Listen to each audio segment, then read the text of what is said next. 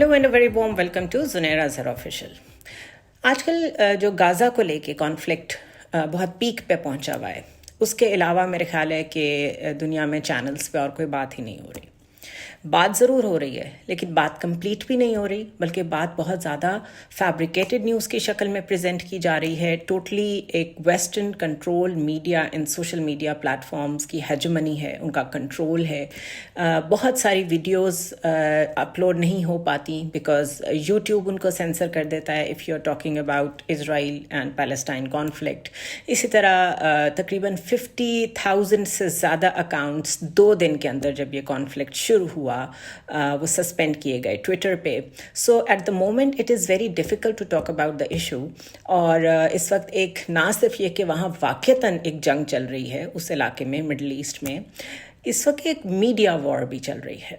और media war में मैं समझती हूँ जो सबसे ज़्यादा सच रिपोर्ट कर रहा है वो टर्किश टीवी है। टीआरटी भी कर रहा है, टीआरटी वर्ल्ड, और आरटीई इंग्लिश भी कर रहा है। इस मसले को ज़्यादातर रंग दिया जाता है कि जो कोई भी जुल्म व सितम हुए वर्ल्ड वॉर 2 के दौरान हिटलर के अंडर ज्यूज़ पे, उसके बाद ज्यूज़ को एक लैंड दी गई कि आप यहाँ पे आके आबाद हो जाएं, और अब वो जगह उनकी है, उनके लिए वो सेक्रेड है और उसके लिए वो लड़ रहे हैं और वहाँ से पैलेस्टीनियंस को निकाल रहे हैं।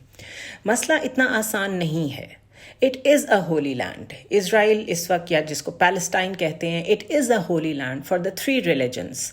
ज्यूज़ के लिए, क्रिश्चियंस के लिए, मुस्लिम्स के लिए ये इक्वली सेक्रेड है, बहुत ही हुर्मत वाला मकाम है। और इन जगहों पे जाने के लिए अगर मैं ये कहूँ कि जिस तरह हम मक्का मुकरमा जाने की कोशिश करते हैं, एक ख्वाहिश रखते हैं, मदीना मुनव्वरा जाने की कोशिश करते हैं, जो और भी जगहें हैं पूरे सऊदी अरेबिया में, इराक़ में, ईरान में, जहाँ पे हमारी इस्लामिक हिस्ट्री की साइट्स हैं, हम सब वहाँ जाने के लिए बेचैन रहते हैं और उससे एक एसोसिएशन फ़ील करते हैं।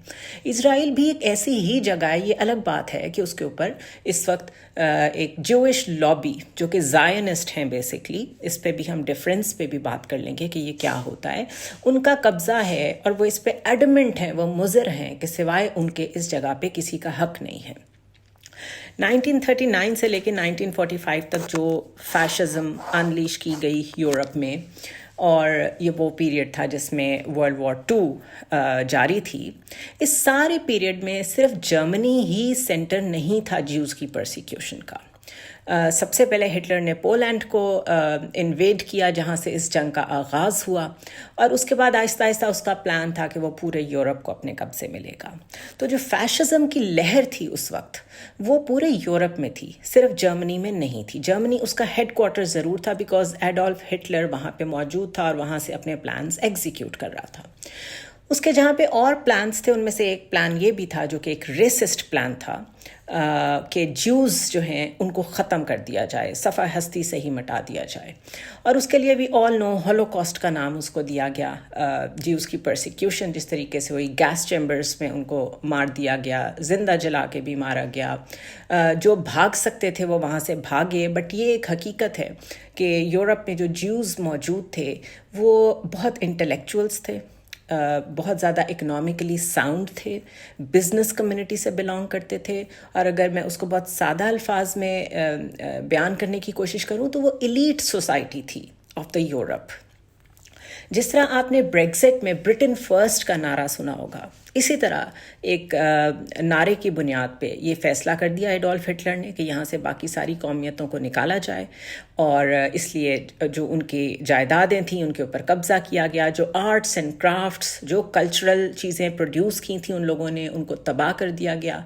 और इस पर आप बेशुमार मूवीज़ और लिटरेचर देख सकते हैं कि जब ज्यूज़ वहाँ से निकल रहे होते थे छुप छुप के, जिनको मौका मिल गया बॉर्डर्स क्रॉस करने का, वो किस तरीके से अपनी पेंटिंग्स या अपनी किताबें या अपना जमा किया हुआ जो भी उनके पास पैसा था उसको ले जाने की कोशिश करते थे। पूरी दुनिया में ये रेफ्यूजीज़ की शक्ल में फैल गए, ज़्यादातर यूएस में और यूके में। और उसके बाद फास्ट फॉरवर्ड करें तो 1917 में ही एक बेलफोर डिक्लेरेशन के नाम से एक डिक्लेरेशन साइन की थी यूनाइटेड किंगडम ने अपनी कैबिनेट में। जितने भी ज्यूज़ थे उनका एक बड़ा पुरअसर इसरार था कि ज्यूज़ को एक अपना होमलैंड दिया जाए। और ये जूइश लॉबी उस वक्त भी यूके में बहुत ज़्यादा ताकतवर थी, प्रेस उनके कंट्रोल में था, ब्रिटिश कैबिनेट में उनका बहुत اثر و رسوخ تھا. کئی وزراء جو تھے وہ خود جیوز تھے. اسی طرح جو وہاں کی بیوروکریسی ہے اس میں جیوز موجود تھے. جو وہاں کا اسٹاک ایکسچینج ہے, یو کے کی جو اکانومی ہے, اس میں جیوز کی بڑی کنٹریبیوشن تھی. ان سب نے پش کر کے یہ بیلفور ڈیکلیریشن 1917 میں منظور کرائی, جس کا سمپل ایک جملے نے یہ سارا کانفلکٹ کھڑا کر دیا. اور وہ جملہ یہ تھا کہ it is going to be, کہ یہ جو پیلسٹائن کا علاقہ ہے اس کو انہوں نے ڈیمارک کیا کہ یہ ہماری ہولی لینڈ ہے اور یہ ہمیں چاہیے اپنے لیے. اس کو انہوں نے کہا a national home for Jewish people. Palestine کے علاقے کو بیلفور ڈیکلیریشن کے ذریعے انہوں نے a national home for Jews قرار دے دیا.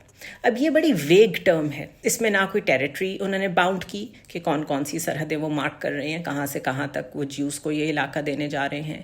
نہ اس میں انہوں نے پیلسٹینینز کو انوالو کیا ان دا ڈائلاگ, جو کہ وہاں کے انڈیجنس لوکل لوگ تھے جن کا وہاں پر اصل حق تھا رہنے کا.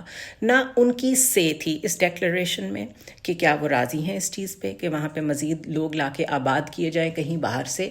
یہ بالکل ویسے ہی ہے کہ آج پاکستان میں زبردستی کوئی کسی اور نیشنل کو, کسی اور عرب کنٹری سے, کسی اور ویسٹرن کنٹری سے لوگوں کو لا کے آباد کرنا شروع کر دے اور ہم سے اس سے پوچھا ہی نہ ہو. تو یہ یوں سچویشن ڈیولپ ہونا شروع ہوئی. 1917 میں اس کی بنیاد پڑ گئی تھی. اس سے بہت پہلے زائنسٹ لابی, جو کہ میں بعد میں ایکسپلین کروں گی کہ زائنسٹ میں اور جیوز میں کیا فرق ہے, اس سے بہت پہلے زائنسٹ لابی اس کے لیے لابنگ سٹارٹ کر چکی تھی. اینڈ آئی ٹولڈ یو کہ یہ بہت انفلوئنشل لوگ تھے. اس کا نتیجہ نکلا کہ 1917 میں آلریڈی یہ ڈکلیریشن سائن ہو گئی. پوری دنیا سے آہستہ آہستہ برٹش ٹروپس نے لوگوں کو, جیوز کو وہاں پہنچا کر آباد کرنا شروع کیا. پیلسٹائن میں اس سے پہلے آٹومن امپائر کی حکومت تھی, لیکن کیونکہ وہ فرسٹ ورلڈ وار ہار گئے تھے تو وہ وہاں سے ریٹریٹ کر گئے تھے. سلطنت عثمانیہ کا خاتمہ ہو چکا تھا. تو اس کے 3 حصے ہوئے تھے, ایک ایسٹ جیروشلم تھا, ایک ویسٹ بینک تھا اور ایک غازہ تھا. اور ان سب کے اوپر کسی پہ تھوڑا سا مصر کا انفلوئنس تھا, کسی پہ جارڈن کا انفلوئنس تھا, کسی پہ تھوڑا سا سیریا کا انفلوئنس تھا.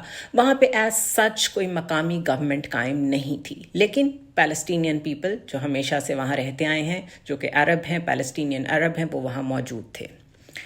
1948 میں ایونچولی اسٹیٹ آف اسرائیل کے نام سے ڈکلیئر کر دیا گیا کہ یہ ملک جیوز کا ملک ہے, نیشنل ہوم فار جیوز, جیسے کہ 1917 میں ڈیسائیڈ ہوا تھا. اور سارے ہٹلر کے دور میں 1939 سے لے کے 1945 تک جتنے پرسیکیوٹڈ جیوز, جتنے بچے کھچے جیوز پوری دنیا میں جہاں جہاں موجود تھے, ان کو وہاں پہنچا دیا گیا. وہاں ان کی حکومت قائم کر دی گئی اور ڈکلیئر کر دیا گیا کہ یہ جوئش ہوم ہے. اسی سال 1948 میں ہی جیسے ہی اسٹیٹ آف اسرائیل وجود میں آئی, یو این نے اس کو فوراً تسلیم کیا اور وہاں پہ ایک میسیکر سٹارٹ ہوا. mass killing of the culture of Palestinians, mass killing of the whole race of Palestinians. اور ایک ایسا میسیکر, ہسٹری بتاتی ہے 70 انسیڈنٹس ایسے تھے جس میں بے شمار تقریباً 70,000 کے قریب ایک گو میں پیلسٹینینز کو مار دیا گیا. اس میں کون شامل تھا؟ اس میں آف کورس اس وقت اسرائیلیز جو وہاں نئے نئے آباد ہوئے تھے, جو کہ جیوز تھے, وہ تو اتنے ایکوپڈ نہیں تھے ملیٹریلی. اس میں برٹش گورنمنٹ نے, برٹش ٹروپس نے مین رول پلے کیا. سو ان کی آباد کاری وہاں پر کرنے میں, ان کا اگر یوں کہا جائے کہ who is behind this whole idea, اس کی ایگزیکیوشن, تو that is U K, United Kingdom. یہ علیحدہ بات ہے کہ بعد میں اس سارے ڈسکورس کو, بلکہ اس سے بہت پہلے سے اس سارے ڈسکورس کو اور اس سارے ایکشن کو کمپلیٹ سپورٹ حاصل تھی یونائٹڈ اسٹیٹس آف امریکہ کی بھی, کیونکہ جو انفلوئنس میں نے آپ کو جیوز کا بتایا انگلینڈ میں تھا, وہی یو ایس میں بھی تھا. اور دونوں طرف سے گورنمنٹس کو کنٹرول کر کے, پش کر کے, اکانومی کے ذریعے سے, اس وقت کے پریس کے ذریعے سے یہ مجبور کیا گیا کہ یہ دونوں ملک ساتھ کھڑے ہوں جیوز کے, اور ان کو ایک نیشنل ہوم لینڈ بنا کے دیں, چاہے اس کی کاسٹ یہ ہو کہ وہاں کے جو لوکل لوگ ہیں ان کو مار مور کے وہاں سے نکال دیا جائے. سو بیسکلی یہ ایشو ریلیجس نہیں ہے. This is a motivated issue based on the hatred for the Ottoman Empire, जिसको शिकस्त दी थी नई नई उस वक्त, और इससे पहले कि उस जगह पे किसी और का कब्जा होता, ज्यूज़ को, पूरी दुनिया के ज्यूज़ को अकोमोडेट करने के लिए उनकी मर्जी की जगह उनको एलोकेट की गई। ये ऐसे ही है कि आप किसी को मेरा घर उठा के दे दें कि याद से तुम्हारा है। सो ये कॉलोनियल सेटलर इशू है। सबसे पहले इसकी बैकग्राउंड रिलीजियस बनाई गई है, एक बहाना बनाया गया है कि जी वो उनकी भी होमलैंड है, क्योंकि सच्चाई तो ये है कि सारी सेक्रेड प्लेसेस जो वहाँ पे मौजूद हैं वो मुस्लिम्स, क्रिश्चियंस और ज्यूज़ के लिए इक्वली बहुत एहतराम के काबिल हैं। So it should be a neutral area. आज के दौर में अगर कोई फैसला करना है तो उसको एक न्यूट्रल एरिया डिक्लेयर करना चाहिए, स्पेशली जेरूशलम को, जहाँ पे मस्जिद अक्सा मौजूद है, और वहाँ पे एक्सेस होनी चाहिए कि दुनिया जहान से जो भी मुसलमान, जो भी क्रिश्चियंस आना चाहें वो इस जगह को विज़िट कर सकें। लेकिन ऐसा नहीं है। ये एक शदीद रेसिस्ट स्टेट है। 1948 में जो वहाँ पे मैसेकर मैंने आपको बताया कि जैसे ही तस्लीम किया गया इसराइल को, वहाँ पे फ़लस्तीनियों का कत्लेआम शुरू हो गया। इसको नकबा कहते हैं, और नकबा के बारे में बात करना बैंड है इन इसराइल।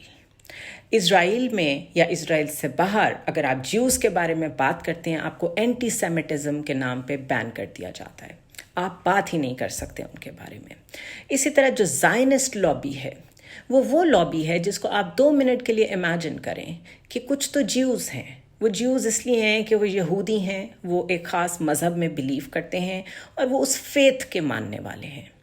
लेकिन अगर उस फेथ में से कोई अपनी मर्ज़ी की आइडियोलॉजी निकाल ले और उस आइडियोलॉजी के बारे में मिलिटेंसी की साइड पे चला जाए, उस आइडियोलॉजी की वजह से एक्सट्रीमिस्ट व्यूज़ रखना शुरू कर दे, फॉर एग्ज़ाम्पल तालिबान, कई लोग हैं, बल्कि बहुत सारे लोग हैं, बहुत सारे उलमा कहते हैं कि जो वर्जन ऑफ इस्लाम, जो आइडियोलॉजी तालिबान फॉलो करते हैं, that is not the real Islam. Same goes for the Zionist. जो रियल ज्यूज़ हैं वो उस एक्सट्रीमिस्ट आइडियोलॉजी को पसंद नहीं करते, बल्कि वो उससे मुकम्मल इख्तलाफ रखते हैं, अपने आप को उससे दूर रखते हैं। But Zionism has taken over the real Judaism. Problem ये हुई है। तो ये जो ज़ायनिज़म ने कंट्रोल कर लिया है, आज के लेटेस्ट फास्ट फॉरवर्ड मैंने आपको बेसिक हिस्ट्री बता दी है, आज तक के कॉन्फ्लिक्ट तक आए तो आहिस्ता आहिस्ता अपने आप को डेवलप किया into a security state. US ने मुकम्मल उनका साथ दिया, वो स्ट्रेटेजिक पार्टनर्स हैं, डिफेंस पार्टनर्स हैं। वॉल स्ट्रीट में, जो कि आप यूँ समझे स्टॉक एक्सचेंज है यूएस का, वॉल स्ट्रीट 80% ज्यूज़ या ज़ायनिस्ट लोगों के हाथ में है। That is the US economy I am talking about. सारा western media 80 to 90% Zionist lobby के हाथ में है। सो उन्होंने एक अपनी दुनिया क्रिएट की हुई है, जिसमें 1948 में होने वाला जो जेनोसाइड था गाज़ा में, पैलेस्टाइन में, फ़लस्तीनियों का, वो आहिस्ता आहिस्ता कंटिन्यू करता गया। और अगर आप मैप पे देखें तो वो आहिस्ता आहिस्ता लोगों को मार मार के ख़त्म करते रहे या मजबूर करते रहे कि वो एक साइड पे जाते जाएं, और आहिस्ता आहिस्ता उनका कब्ज़ा तकरीबन सारे पैलेस्टाइन पे हो गया। अब ये जो गाज़ा है, या जो जिसे गज़ा की पट्टी हम कहते हैं, वेस्ट बैंक से थोड़ी सी दूर, ये एक छोटी सी स्ट्रिप है। अगर आपने वाशिंगटन डीसी देखा हो तो वाशिंगटन डीसी को डबल कर दें, 45 किलोमीटर्स का ये टोटल एरिया है, छोटा सा एरिया है।